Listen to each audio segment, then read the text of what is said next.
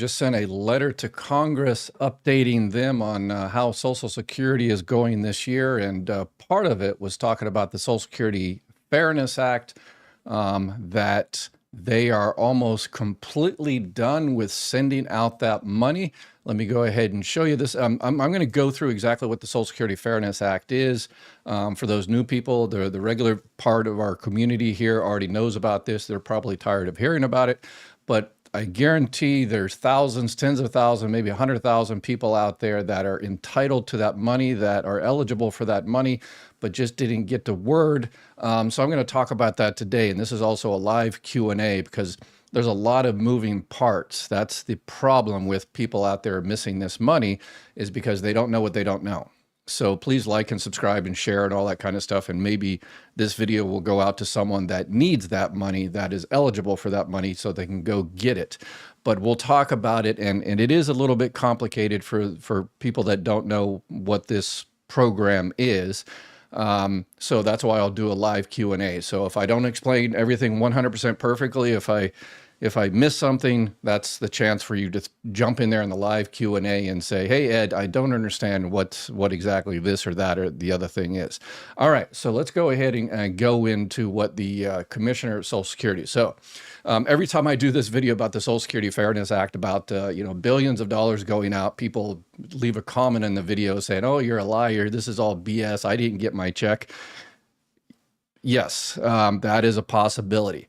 The Social Security Fairness Act, 3.1 million payments. So 3.1 million people essentially got their benefit payments. And that's close to, I would argue, there's probably about another 100,000, 200,000 or so people out there that didn't get their payments yet because they don't know they're entitled to that payment. But the other 100 million through 200 million, 300 million Americans, unfortunately, no. So this is the Social Security Fairness Act. It's only for a small portion of the American public, but it is 100% true. It was passed under the Biden administration. It was passed with almost unanimous support in Congress. The current president supported it. $17 billion has been paid out. So I know there's going to be people that come in the comments and say, I didn't get my check. And I'm like, well, I didn't get my hair, but people out there do have hair. So, but people out there did get their check. Okay, so whether you get your check or you're eligible for these checks, that's what we're going to talk about today. So what is the Social Security Fairness Act? Regular viewers know that I completely disagree with the act. I think Biden did a stupid thing. They should call it the Social Security Unfairness Act, because basically what it is, it's for government employees, federal, that started working for the federal government before the 1980s, some state governments, some city governments, and some county governments that have employees that did not pay into Social Security when they were working those government jobs. They paid into Social Security at other places before they started working for the government or whatever the case may be. So they are 100% entitled to those benefits. They paid Social Security benefits. They are eligible and entitled to benefits that they paid into. Let's make that clear. A lot of people always leave a comment, these people shouldn't even get it if they didn't pay it. They paid into it. But the issue is that when they started their government work, and it's only, about 3.1 million people so far, about 6% of the working population that are receiving Social Security or so, that were eligible for these non-covered pensions. There are still a lot of people that are receiving these non-covered pensions, but they haven't received payments yet because they're still working. So when they got the Social Security, this is what's unfair about it, is the old system, basically it said, okay, if you are receiving a non-covered pension, we are going to recalculate your benefit amount and it's going to be less because we are not giving you an extra benefit. And now the Social Security Fairness Act is, oh, okay, we're going to go ahead and give you the extra benefit. We are going to give you more. Yes, for those people that are yelling at their TVs right now, I'm not getting more, I'm just getting what I paid into it. No, you're not. You're getting more. Those people that are getting the benefit of the Social Security Fairness Act, let me just put my cards on the table right now. Basically, the reason there was a windfall elimination provision and a government pension offset is because those people got a higher percentage than other people. And this is what has been changed. Now they're getting a higher percentage than other people. So under the old system, it was unfair, yes, for 3%. The way it was calculated was 100% unfair. Everybody understands that. The new system is unfair to the other 97%. So the old system, unfair to 3%, the new system, unfair to 97%. Why do I say that? Well, most of these are firefighters, police, teachers, government workers. So you've got a police officer that's working in Texas, let's say, and their average earnings throughout their life is $5,000 a month, okay? Because they've got this non-covered pension, they're going to get a 90% return on what they paid into Social Security, a replacement rate. 90% of what they paid into Social Security, they're going to get back. A police officer that works in Oklahoma or Louisiana that actually paid into Social Security their entire lives, they're only going to get a 46.9% return on what they paid into Social Security. Why is that different? Because since 1935, Social Security has always paid people, low-income people, Social Security always, since day one, has given low-wage earners a higher percentage of what they paid. So basically, if you only made $1,000 a month your entire life, low-wage earner, poverty wages, then Social Security says, yeah, you don't have a 401k, you don't have savings, so we're going to give you a 90% return. So your check is going to be $900 a month. So if you know someone that's receiving $900 a month, their average earnings throughout their high 35 years was $1,000. Someone whose average earnings was $10,000 a month, making some good money, their replacement rate is 35.6%. So their Social Security check is going to be $3,500 a month, not $9,000 a month. They're not getting a 90% replacement rate. They're getting a smaller percentage rate, a replacement rate. And that's been like that since day one. So what happened before the Social Security Fairness Act is those people were receiving a 90% replacement rate. Their benefits were adjusted so they wouldn't receive that higher percentage. Now they are going to receive that higher percentage, and they're getting extra money that wasn't intended for them. So the previous system was unfair the way it was calculated to 3%. Now the new system that was passed by Biden, supported by Trump, supported by pretty much all politicians, it's unfair to the other 97%. So typical politicians, they take a system that wasn't great and they make it worse. Okay, so that's the story of this whole thing. So that way you have an understanding of who these billions of dollars are going to. So if the Social Security Administration came out, when they passed that, Social Security said it's going to take however many months to pass. And most of them is going to be very, very easy. People that were already receiving Social Security benefits, that their benefits were recalculated. They had that windfall elimination provision and the government pension offset. All that was attached on there. So that was easy. Computer work, done. What is being missed out there that Social Security isn't doing a very good job at is reaching out to those people that, not necessarily the people that actually worked as police officers and firefighters and teachers and government workers and wherever. They know that that they're supposed to be receiving this extra benefits, extra money per month. They know that when they file in the future, that windfall elimination provision and the government pension offset no longer applies to them because those were overruled by the Social Security Fairness Act. Okay? They know all that. The people out there that are going to be losing money are those that were married to someone in that situation.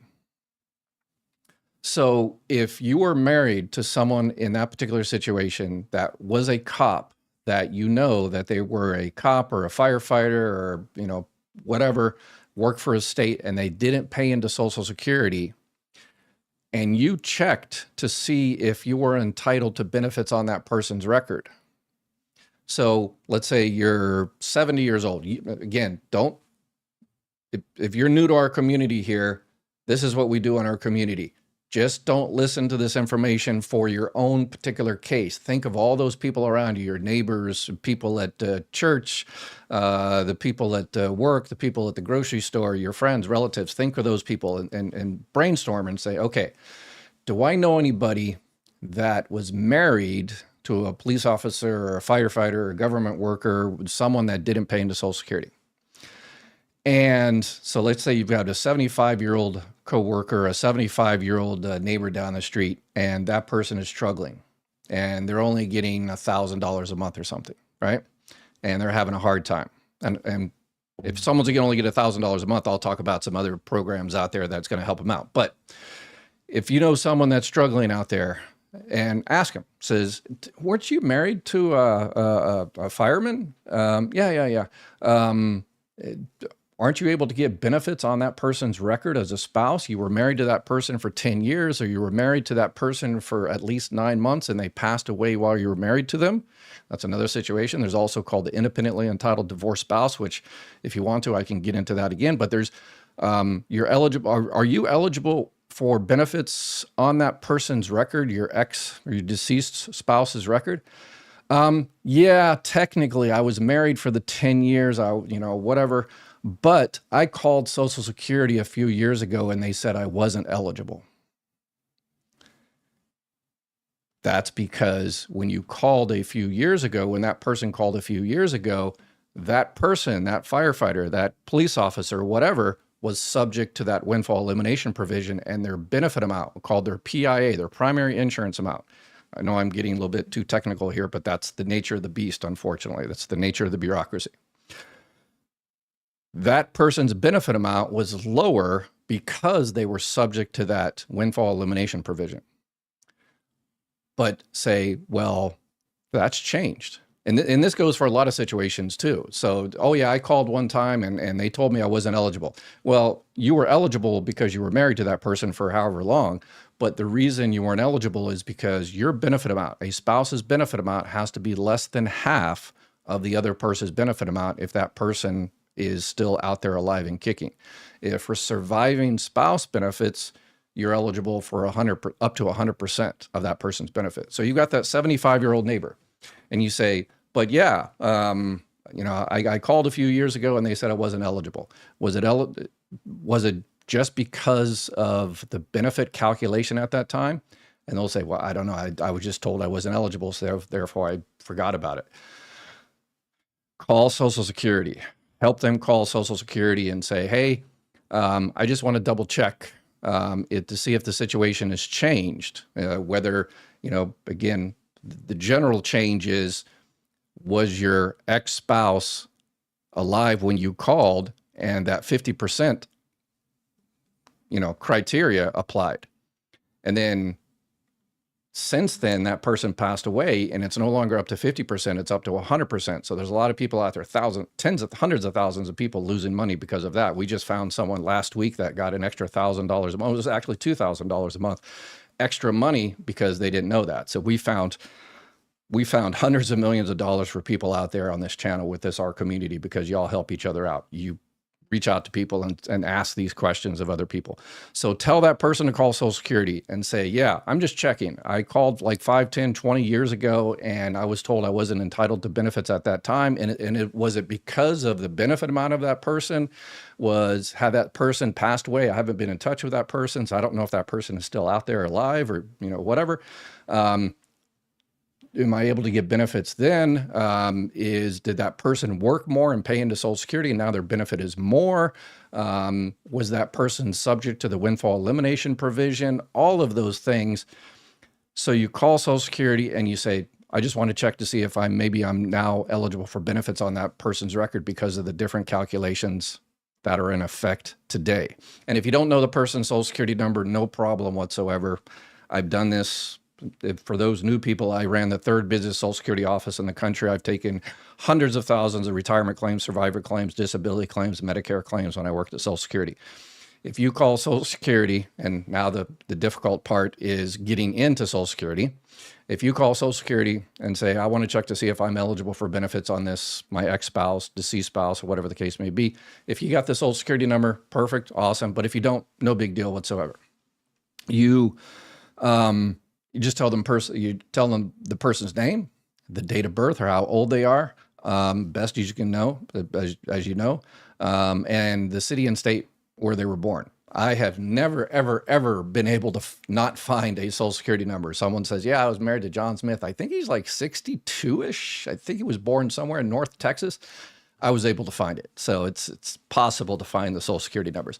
So they will look at the social security number at that particular person, and they will see that person. They will check that person's PIA, the primary insurance amount. Here's another mistake people make. They look at people's MBA and not the PIA.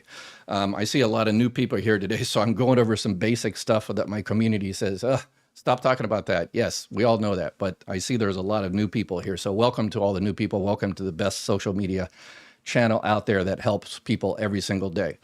So here's another mistake. By looking at the MBA and not the PIA. If you've got, let's say, a husband and wife, and they're sitting there in the living room watching TV, and hey, Ed just came on and said, I might be able to get benefits off your record, or you might be able to get benefits on my record. Is your benefit amount less than half of mine? And they look at their check and they say, oh, here's how much my amount. And the husband says, here's how much mine. Well, that's not less than half, so I guess not. Let's see what else is on TV. Wrong. You're looking at the MBA, the monthly benefit amount. That's not what Social Security looks at. Social Security looks at the PIA, primary insurance amount. That's the amount you would have received if you waited till full retirement age. So one of you might have filed early and gotten a 30% reduction. One of you might be getting Medicare taken out, $185. Next year, $202.90. So you're looking at the wrong numbers. So you need to look at how much your benefit would have been if you waited till full retirement age.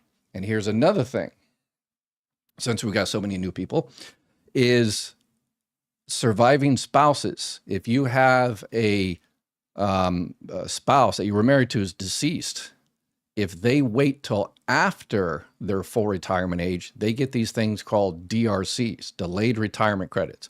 So if you're filing for benefits and you wait till after your full retirement age, I've already got a question about someone I'll answer the question about when she should file for benefits. But if you wait till after your full retirement age, you get 8% every year added on to your Social Security benefit. So let's say your full retirement age is 67. So if you were born in 1960 or after, guess what? Your full retirement age is 67 years old until Congress decides to change it to 95 or whatever. But we're going to stop them from changing that, right?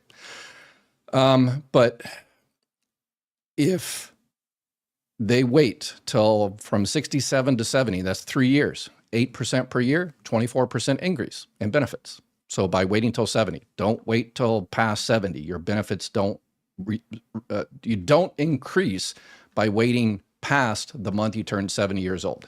Based on, they obviously get COLA increase and all that kind of stuff, but the delayed retirement credits are only up until the age you turn 70 years. So if you are married to someone that is receiving those delayed retirement credits, you also get those delayed retirement credits. You get the full benefit amount. If you wait till your full retirement age to collect survivor benefits, which there's a whole bunch of different strategies on survivor benefits. I've done a bunch of videos on that. If you have questions, I'll stick around here for another 50 minutes and answer any of your questions on all that. So that's the situation of the Social Security Fairness Act. There is, what do the numbers show? $17 billion that has already been paid out. And this is Social Security press release, November 21st.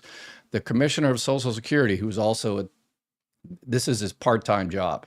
I guess the current administration decided that the 71 million Americans on Social Security is not a big, a big job. It's, not anything super important. So they recently made the Commissioner of Social Security also the CEO of the IRS. So I'm sure he's spending more time at the IRS than he is at Social Security. So that's kind of a slap in the face for all those people receiving Social Security. This has never happened before in the history of Social Security that a commissioner was a commissioner on a part-time basis. So this is just, across the board, it's pretty bad. So if you got any questions on all of that, make sure you type them into chat there, and let's see what we got for other questions. Okay, somebody, before we even started, Char B asked the questions. I need help. I'll be 65 next month. I'm widowed for many years. I've worked consistently for the last 30 years and earn a lower six-figure salary. Should I wait until I'm 67? Okay, a lot of good questions in there that will probably apply for a whole bunch of other people. All right, let's start. Let's break it down. Next month you'll be 65.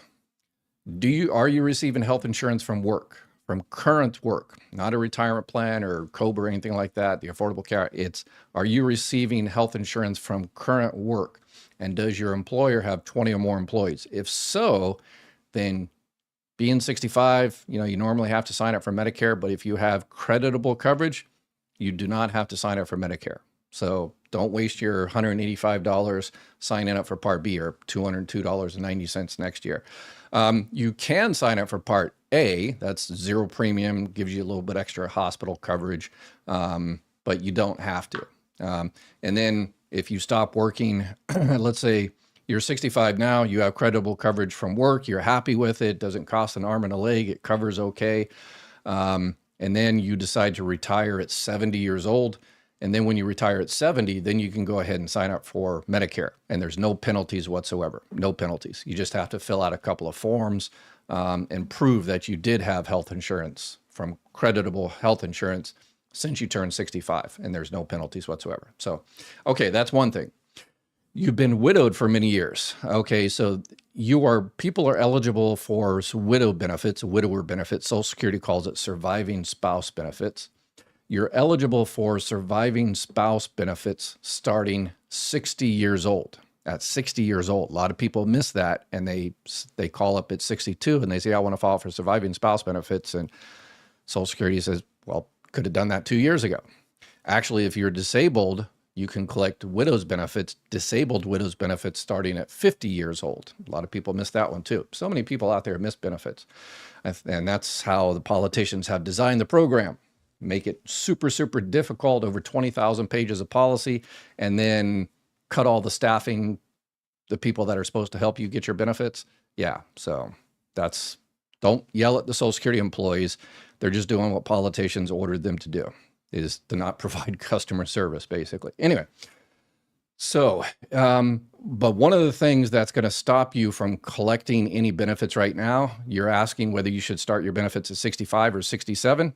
Pretty much you have no choice. Well, you have a choice, but because you're working and you're receiving a low six-figure salary, so you're making, let's say, $100,000 a year, you're making way over the annual earnings limit. The annual earnings limit for this year is $23,400. So Social Security is going to hold back $1 for every $2 you go over. So basically, you won't get a benefit. You won't get a check because it's going to be in suspense. It could be withheld completely. Okay. So if you stop working, then you can go ahead and start collecting benefits. But if you're going to continue working until you're 67, then yeah, the year you turn 67, that annual earnings limit changes. Let's say for next year, for 2026, the year you turn your full retirement age, you're allowed $65,160 to earn. That's before. So if you turn 67 in July, from January till June, you can make $65,160. After that, you can make $1 billion a month. So, yeah. So basically, super long story short, if you are going to continue to work, then it's probably just a good idea to continue. And then at that time, you can take the choice. You can file, let's say you start your benefits at 67. You can start your survivor benefits at 67 and get 100% of what that person was receiving. Don't touch your own benefit amount. And then your own benefit amount on your own record will continue to increase. Remember what I said, delayed retirement credits, it will continue to increase till you hit 70 years old. So maybe depend on the numbers, collect survivor benefits for 3 years, and then at 70, jump over onto your own, if obviously there are more money. Disability is not retirement. I get SSDI because of work. I made more money working, but thanks to a genetic illness, I was pushed out of the workforce. I did plenty of unpaid work. Yeah, but SSDI will switch over to regular retirement benefits. A lot of people miss that one and make their life so much more difficult. So you're on SSDI. Remember, had somebody that sent in a question yesterday that I don't understand. I'm not 65, but I just got Medicare. They've been on SSDI for 2 years. So if you're on SSDI, then you get Medicare after 2 years. But once you hit your full retirement age, if your full retirement age is 67, you will no longer be receiving disability benefits. You will receive regular retirement benefits. You'll still be disabled, you know, if that's the case, but you're just going to receive retirement benefits. And it's just a bureaucratic thing. They stop taking your money out of your Social Security Disability Trust Fund and start taking out of the Social Security Retirement Trust Fund. But the key is why people mess up is when they turn their full retirement age and they're switched from disability benefits to the retirement benefits, they still continue to stress over whether they're going to get those continuing disability reviews. And you're not, because you're not on disability.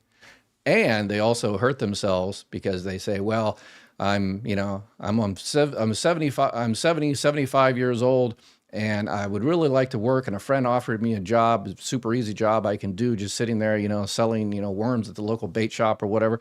I can do that, but I don't want to do it because they might stop my disability. You're not on disability anymore. Take the job, you know, go out there and make a couple extra bucks to make your life easier. You're not on disability anymore. You can make $1 billion a month and it won't affect your Social Security negatively at all. So many people are losing money and making their lives so much more difficult. And our community, again, talk about how awesome it is because we're an awesome community out there. And it's because of y'all. I just make these videos and tell you all the information. Y'all are the ones that go out there and share it and help other people. So you guys are awesome. Believe this when I see it. Been hearing the BS for years, and bank account is the same on Social Security disability. And yeah, again, it's been talked about for years. The people that were subject to the windfall elimination provision, GPO, they have been complaining about this for decades, since it was passed in the early 1980s. So it's not BS. You just are not part of that pool of people. So just because I don't have hair doesn't mean other people don't as well, right? Just because you didn't get a check doesn't mean it's BS and other people didn't get their checks. So $17 billion was paid out, 100% guaranteed. SSA told me they couldn't give me information on my ex without his Social Security number, and they were really rude. Yeah, you just contacted a rude employee. Yeah. That you call up again, and hopefully you'll get a better employee. And then if you know the name of that other person, drop the dime. Tell them, tell the new person here, okay, here's the person's name, and here's, you know, where they were born and how old they are and stuff like that. And they'll find the information. They won't tell you the Social Security number. They won't tell you the Social Security number unless the person is deceased, then they might. And they won't tell you necessarily how much the benefit amount and stuff until you prove. Here's another thing. Anytime people are losing money every single day because they don't understand protective filing, if you call Social Security, first of all, you have to do it by the end of the month, every single month. Because if you wait another month, then you lost that month of benefits possibly. So when you call and they say, oh, okay, a lot of people say, okay, I will call. You have to be married 10 years. So I'll go ahead and call once I get my marriage certificate and a divorce decree. And then they wait a month and 2 months till they get that documentation. And then they call and they lost 2 months, right? So don't do that. As soon as you call, that protects you with Social Security. So if you call and they say, oh yeah, you're eligible. We'll set you up an appointment. We don't have any appointments for 2 months. Okay. 2 months later, they're not going to start your benefits at 2 months. They will start your benefits the month you called. So if you called this month and you don't get an appointment until February, March, they'll start your benefits this month if you're eligible for those benefits this month. So in terms of, you know, the marriage and all that kind of good stuff, the age and everything. So let's see. Dr. Ed, what if you were married or your ex for over 10 years and he passed away in 2015 and you remarried? Can I get my DID spouse benefits? Okay. If you were remarried after the age of 60, then Social Security disregards your remarriage. So if you're married right now and you were married before the age of 60, you got remarried before the age of 60, and you're still married. So we've had the person that we found $2,000 a month for was in that situation. She was married to someone, and fulfilled the eligibility requirements in terms of duration of marriage, and then she remarried, and then he passed away, or that person divorced or something, and she says, well, I can't get benefits on the first one because I remarried. No, you're no longer married, so you're eligible to get on the first.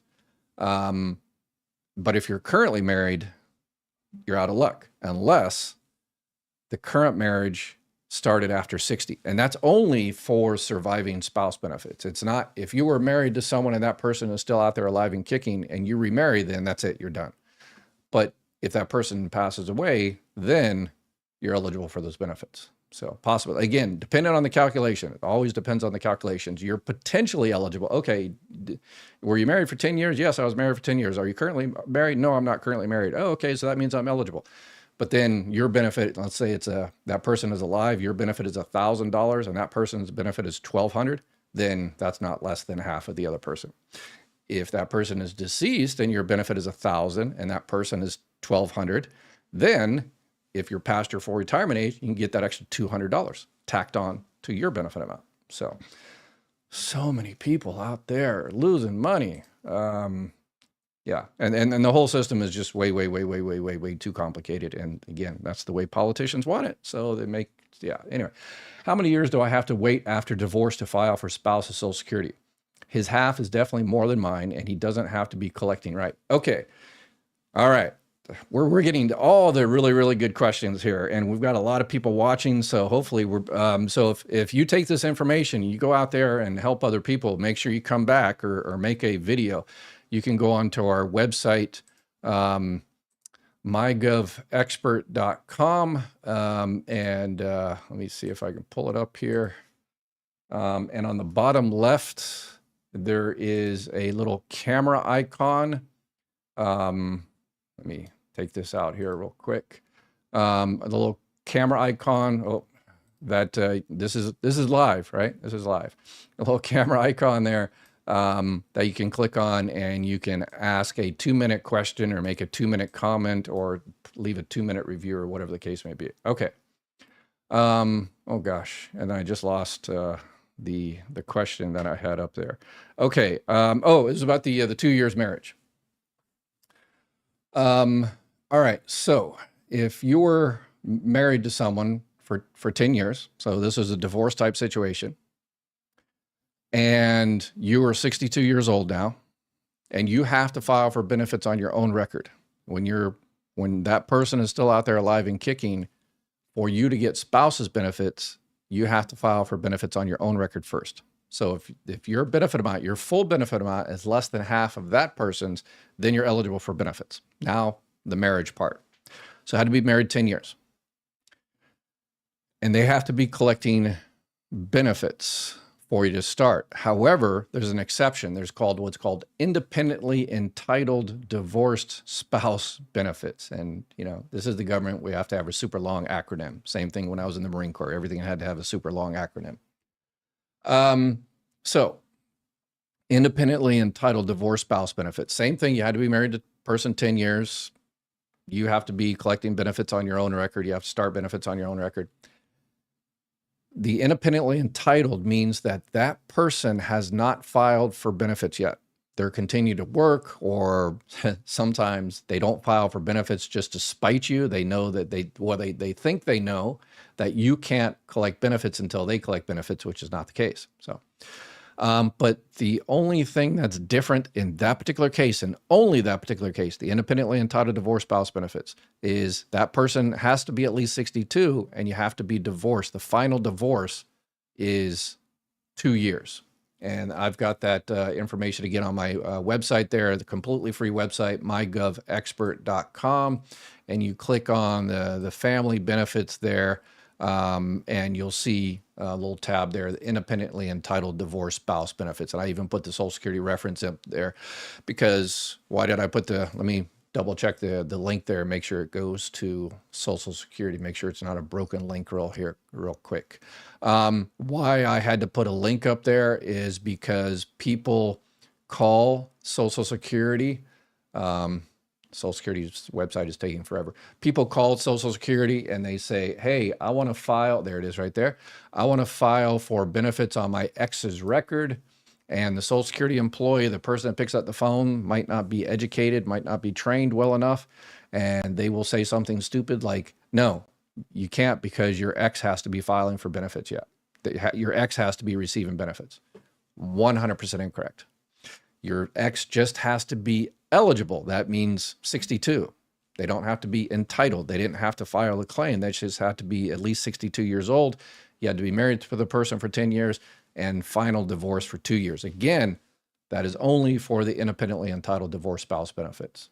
So that's why I put that reference up there. And that way, when you go into the Social Security office, because we've had a few people, I tell them about this, they go into the Social Security office and the person at the front window, who is usually a CSR, customer service representative, they're the lowest paid, hardest working people in Social Security, but they're not experts in Title II, which is Title II of the Social Security Act, which I was before I became a manager.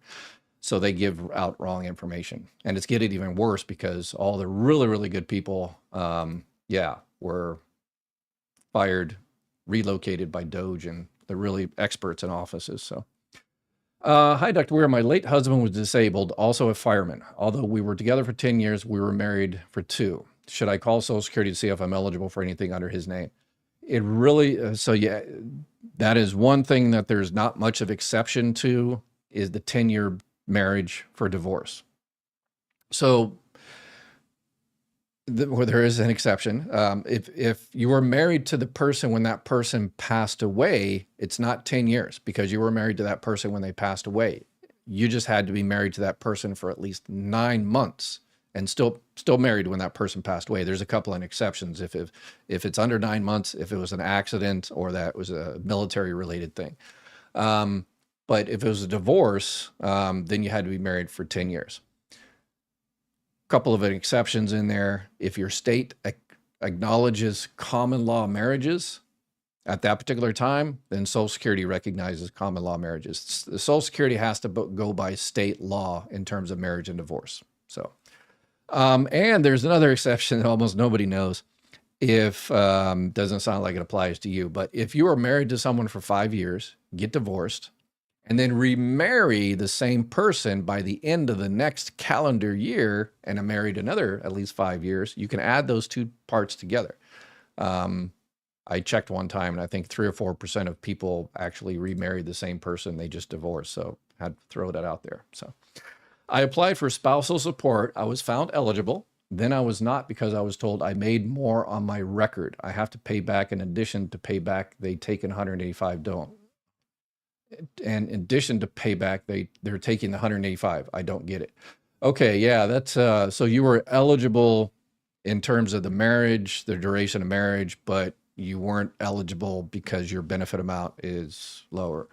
And now you have to pay it back. That doesn't, somebody really messed up because in order for I don't want to get too much how the sausage is made on the inside, but in MCS, when you take a spouse, an auxiliary spouse claim like that, I have no idea how they messed that up. And they were actually able to pay you benefits when your record, your PIA, your primary insurance amount wasn't less than half of that person's. I have no idea how they were able to do that in the computer system. I know the computer system, and you really have to do some creative BS to make that happen. So I'm not sure how that happened. But remember, if you have an overpayment, I've got on my website there, I've got information on overpayments there. You click on there and it talks about overpayment. So if you're not able to, to pay that overpayment back, you can set up payment plans and waivers and all this kind of stuff. So definitely check that out. But it sounds like they are taking back the overpayment, which not sure how that happened, but also the $185, which is Medicare. So yeah, that's, if you're 65, then you have to pay for Medicare, unless you are getting Medicaid, the state paying for your $185 for you with the Medicare savings program, or you have one of those Medicare Advantage, the Part B give back that's paying. So. Doge says that a Social Security audit removed 7 million accounts with recipients over 120 years old. Thank you, Doge. Okay, yeah, that was Elon Musk finally admitted that he didn't tell the truth. So you must be new here. Oh, time travel. You're regular here. So yeah, so that's just the numinence. Social Security knew about those things for the longest time. They kept asking Congress that, hey, we've got a bunch of people on our records that are not being paid. Let's make sure they're clear. These people were not being paid. Those 7 million, 10 million, 20 million people, they were not being paid, but their Social Security numbers, which the record, the numinent, that's not where money comes from. Elon Musk didn't know that. Money comes from the MBR, the Master Beneficiary Record. He was looking over here, sleight of hand. And Social Security said, hey, we've got a bunch of people here that according to policy, we cannot close these numbers out unless we have a valid death certificate. And we don't have one, either because those people passed away overseas or their Social Security number was wrong to begin with. It was a duplicate that was made in the 1960s and 70s. And we just, for us to close those things out correctly, according to law passed by Congress, Social Security has to have a death certificate. We can't close it. And Social Security, under the reviews all the time, says, hey, we've been more than happy to close those out. Give us authority to close those out. And we can give it, without the death certificate, we definitely do that. And Congress said no, because they wanted to, use that as a stick to beat up on Social Security on a regular basis. But now Doge is going in there, and I did a video on this, and they're going in there and doing something very, very, very, very, very dangerous. They're making this extra code to where they can go in there and pretend they just kill off people. So I call it the financial kill switch. And DHS, ICE agents, contractors, doesn't matter. They all have access to this now.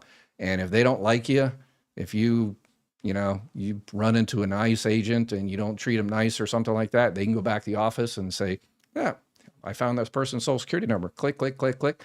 And your bank account is shut down. Your credit cards are shut down. Yeah, this is, I've done a few videos on that, so I'm not going to go too much into detail. Yikes, I am 63 now. Had rents and food not gone up so much, then Medicaid requirement went down. Less help, housing in danger. Yeah, not sure. According to the administration, you should be way, way better off. Inflation is still higher than wage growth. Is that true? No. Wage growth is higher than inflation now. I'll send you an email, or come on next time and show you the chart. Inflation is at 2.9%. Real wage growth is $1,200 over the year. Okay, we'll be happy to take a look at that. Okay, so yeah, I guess everything's good. So everybody got the extra $100 a month in wage growth, $1,200 a year. So that more than compensates for the extra prices on the tariffs and all the increased prices. So it's a great thing when you're able to control the Bureau of Labor Statistics. And so if your illness is not on the SSDI list, seeking a Social Security lawyer will help you through if you qualify. But sometimes, I've done a bunch of videos on disabilities. So we just did one a few days ago with someone in there with part of the adjudication process. I asked someone at the Social Security over the web, and they said I was already getting my full benefit amount. I didn't need to go to Social Security retirement. I'm 64. All right, so at least you check. But one of the most important things is you're getting the full benefit amount in terms of retirement on your own record. Did they ask you about, okay, were you married to anybody for that, for 10 years or longer, or that ended in death? Did they check for spouse benefits, divorce spouse benefits, deceased spouse benefits? And just as important, did you check your earnings record to make sure Social Security has everything correct? Because that's how they determine how much you're going to make for the rest of your life, is based on how much you actually paid into Social Security. So if you owe, let's say, $5,000 to the Social Security Department and you've made a payment arrangement, do they tax you every year or every month on the money that you owe back? Yeah, I don't, not Social Security. That's the tax thing, that's between you and the IRS. I don't do IRS type stuff. But yeah, if you already made a payment or payment arrangement, remember that's it is zero interest. That's Social Security doesn't charge interest. The most you can do with the least amount of effort is a 60-month payment plan. If you want more than 60 months, then you have to jump through some hoops, give out some, your personal financial information to prove that you can't do it within 60 months. So if you were married to the same person twice with a 3-year break in between and both total 10 years, but broken in time, does that count? No, unfortunately. It has to be by the end of the next calendar year. So let's say you get divorced today, December 7th. And today is also the end of the annual enrollment period. So we've got, just several out. So if you're a Medicare Advantage plan, Part D, whatever, yeah, time is pretty much up. You might be able to get into chapter. They're crazy, crazy, crazy busy. But anyway, but no, let's say you got divorced today, December 7th. And you would have to be remarried by December 31st of next year. So the end of the next calendar year. So the next calendar year is 2026. So you would have to be married at the very latest December 31st, 2026. And that's one that Social Security employees, even the semi-experts, don't get. Yeah, they forget about that little thing, and there's a bunch of people out there that are not getting the benefits because I became totally disabled in 1991. I have been unable to work at any job. My disability became retirement when I turned 65. Is there any higher benefit I can apply for at this time? So your full retirement age was 65. So your benefits switched from disability benefits to retirement benefits. And remember, no more CDRs. So stop stressing about CDRs. And if you're able to work a little bit or whatever, doesn't matter anymore, because if you're after your full retirement age, then work doesn't affect your Social Security benefits negatively. If you work and pay into Social Security, and that's one of your high 35 years of earnings, then actually increases your benefit amount. But so I've on my website as well, we've got two websites. We got mygovexpert.com, which I just showed. I've got a video on or information on living on Social Security alone, some programs. A lot of these programs are being gutted by the one big beautiful bill, Medicaid, obviously SNAP. Extra help with the prescription drugs. I think Meals on Wheels has been cut. Section 8 housing lost 43%. So a lot of these programs out there, but hey, any consolation, the super rich got trillions of dollars of tax breaks. So there's that.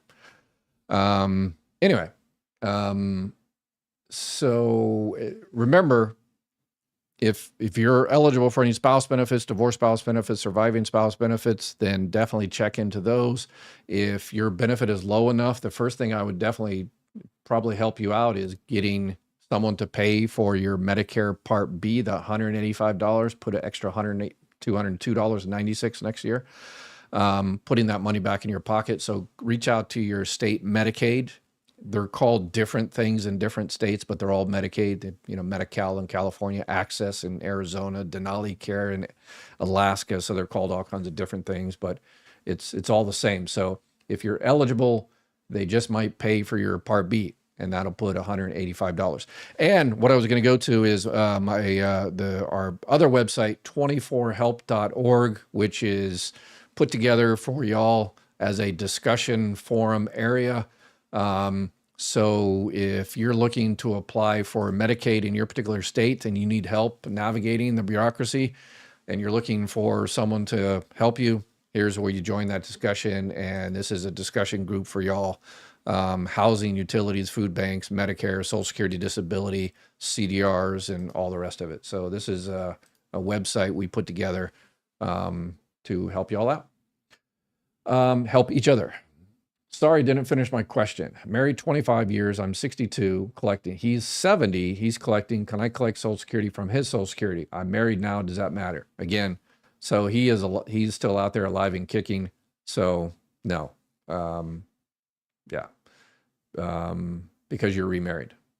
If you got remarried after 60, when he passes away, then you just might be able to. So, let's see. Somebody called chapter urgent, deadline answer. Yeah, if you need to get into chapter, if you call, this is the final few hours. Email me at ed@mygovexpert.com and tell me your name, and you have to give me your phone number because they have to check to make sure you actually called them first. They can't call you unless you called them first. So they will reach out to you, but do it immediately. And as soon as I finish the live here in 9 or 10 minutes, I'll forward that email to them. People think I have a big crew here. No, it's just me and my son. So he's out there doing other things right now, not being paid at 120 years old. Right? Yeah. He finally admitted. Yeah.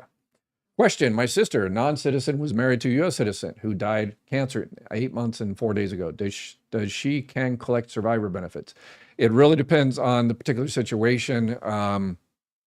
Don't have to be a citizen to collect benefits, but you do have to be in the country legally. There are some countries that have this totalization agreement, but generally she has to be, her green card has to be valid and up to date because, a lot of people, will say, oh, you don't need this, that, or the other. And so no. So yeah, I would, if she is at least 60 years old, I would definitely tell her to call Social Security and file for those benefits. Give them the person's Social Security number, her name, and everything, and they'll see if there's any benefits available there. And yeah, absolutely. I just started collecting on my deceased ex-husband's work record. I'm 60. I was told that I can continue to let my own grow and switch to mine at 65. I just want to make sure this is true. It is 100% true. And you can switch to yours at 62, 63, 65, 67, 70. So, hopefully you got an idea of how much your benefit is going to be at 65 or 67. And then, so you can wait all the way until you hit 70. And here is another thing people miss out. There's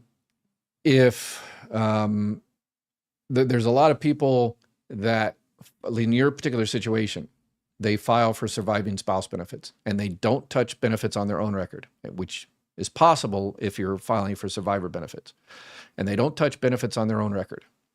What happens is once your benefit amount on your own record gets to be more than what you're receiving on surviving spouse benefits, Social Security is supposed to send you a letter. Each office, they get this report. It's called the WIB-RIB report. WIB-RIB report. Widow's insurance benefits, retirement insurance benefits. In my office, we had one person that sent those letters out, monthly, quarterly or so. And it's basically, it says, hey, Ms. Brooks, you've been collecting survivor benefits for a few years, and we just want to let you know that your benefits on your own record are more. And you actually have to come down and file a claim, file an application in order to get those benefits on your own record. And unfortunately, there's a lot of people out there that move or don't get the letter or don't understand the letter or throw it away because they think it's junk mail or whatever the case may be.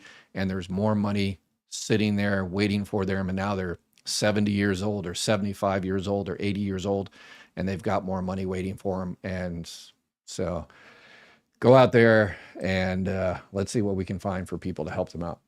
I tried to get on Social Security. They said I made a little more than, so I couldn't get on his. I was married 20. Yeah. So again, another thing, get a lot of good questions here. So we're covering a lot of information. So this is great. You called now and they said you're not eligible for benefits on his record. You meet the requirements. You were married to the person for at least 10 years. You're not married now, or you're survivor, married after 60, whatever the case may be. But the reason you're not eligible is because of the way the calculations are. Your benefit amount is not less than half of that person's. Okay? Understood. People hear that and they hear, I'm not eligible for benefits on that person's record, and I'll never be eligible because I guess Social Security said I'm not eligible. And the Social Security employee didn't finish the sentence and said, that's now, but if anything should happen to that person, it's no longer up to 50%.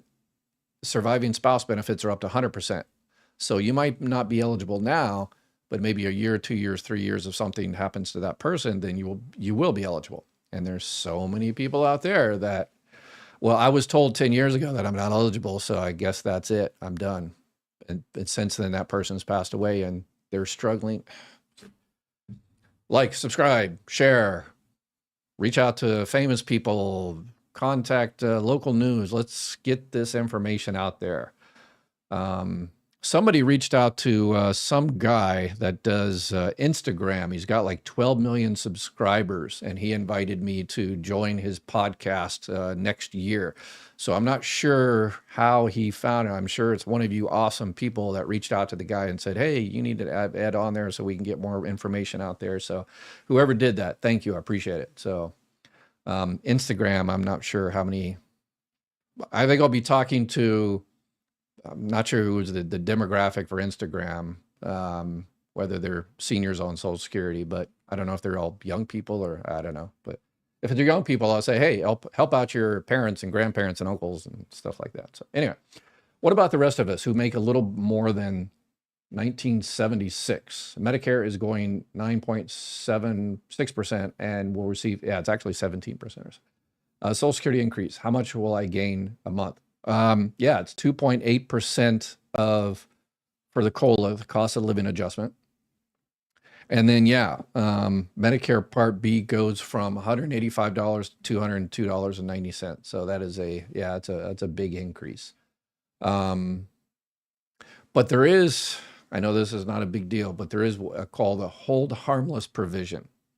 So if your benefit amount goes up because of COLA, let's say it goes up $10, but you have to pay an extra, make it easy, and $20 extra for Part B, then you've just lost $10. What the Social Security has is this provision. It's called hold harmless. They say, okay, if we go up by $10 and then take 20 because of the Medicare Part B, we'll discount Part B by $10. So you're not actually losing something. You're losing the cost of living allowance, the inflation rate adjustment, but at least you're not losing anything in absolute terms, I guess. But again, if you're making 1976, then you wouldn't be eligible for Medicaid in most states. California has a high threshold, about 1,800 or so, but pretty much in Texas, Alabama, Georgia, obviously, you have to be way below poverty to get any help in those states. But anyway. My son was getting SSI as a child, 2 to 9 years old. They stopped it because I earned too much income. He's 19 now. Can I help him apply for himself? He is autistic. Will it be a new application? Yes, it will be a new application. So he can, apply. When you apply for Social Security disability insurance, for Social Security disability, they will always take an application for 2 programs. And this is, I've got a video question. Let's watch the video question. So I think this fits in there. Let me answer yours first. And this will answer Cedric in Idaho. Everybody knows Cedric in Idaho. He's does regular video questions. But when you file for Social Security disability benefits, this goes out to you, Cedric. Then Social Security always takes both 2 applications, and that is SSI and SSDI. SSDI is Social Security disability insurance based on how much you actually paid into Social Security. So if he is 18 years old, then he's not going to be eligible for SSDI unless he's filing for what's called a disabled adult child benefits on your record, one of his parents' record. But the parent, either one of the parents, have to be receiving either retirement benefits, disability benefits, or deceased. Okay. So Social Security always takes that application, the SSDI, and sees if eligible. And they also take an SSI application, Supplemental Security Income. It's a needs-based program that Social Security administers. So SSDI is called Title II. That's Title II of the Social Security Act, where you've got retirement benefits, survivor benefits, Medicare, SSDI, and that's what I was. I was a Title II CS, claim specialist. And then you've got SSI, Title 16 of the Social Security Act, needs-based. So unless he's filing for benefits on one of your records, then he was going to be filing for on his own. He'd probably no work, so he's going to be filing for SSI. So he files for benefits for SSI on his own record. So for you, Cedric, out there, when you go in to file for disability, here's what a lot of people don't understand. When you go and file for disability benefits, they take those both applications, but if they determine that your income on SSDI, what you paid into Social Security is too much, that is, I mean, it's all relative, right? For SSI, too much is anything basically over $967. So Cedric, he makes a little over $1,000, $1,100-$1,200. So because of that, that is too much for SSI. So he received a letter that says, yes, you filed for SSI, but you said you didn't want to file for it, didn't want to pursue the application. And the letter that he received is, yeah, it doesn't explain it well enough. But the reason, Cedric, you were denied for SSI is because your SSDI, your Social Security benefits, retirement benefits, whatever, are more than $967. So you're not eligible for SSI, unfortunately. So, and that's a lot of people when they file for disability benefits the first time. They file for disability and they get a letter in a week and that says, yeah, we denied your benefits because of X, Y, and Z, and they don't understand. Wait, I just filed last week and why was mine denied? No, the SSI portion of your application, because your benefit amount on your other one is too much. So Social Security employees do a bad job at explaining that, and it freaks people out when they get that letter. It always says on the top of the letter, supplemental security income. You were denied for supplemental security income because you've got a spouse that's working, you've got other resources over $2,000 or $3,000, so you're not eligible for that welfare, that needs-based program.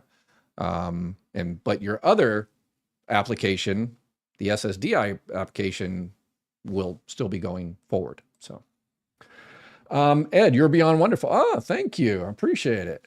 I'm now 76. I resolved an IRMA problem with the help of Social Security before the current regime. So grateful for you. Oh, okay, perfect. Yeah, the IRMA's income-related monthly adjustment amount, acronyms.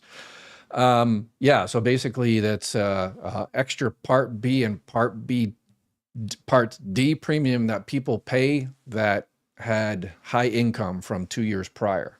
So there are things called life-changing events. So, all right, we are way over an hour and there is tons of questions. We're out of time. So thanks to all those people that joined us. I'm going to be back again tomorrow. I do this pretty much every day, 3 o'clock West Coast time, 6 o'clock East Coast time, until my wife tells me I need to take a day or two off. But I'll be back again tomorrow. And since there's so many questions today still left, I will come up with a topic tomorrow that's super, super, super short that I'll be able to answer in 5 or 10 minutes, and then I'll leave the rest of the time to answer questions. And most importantly, I love those video questions. So go into mygovexpert.com, click on that little camera icon, record a video, and I'll play your video tomorrow. Yeah, answer it. All right, y'all take care. Have a beautiful night. And please, please, please, please, please, please take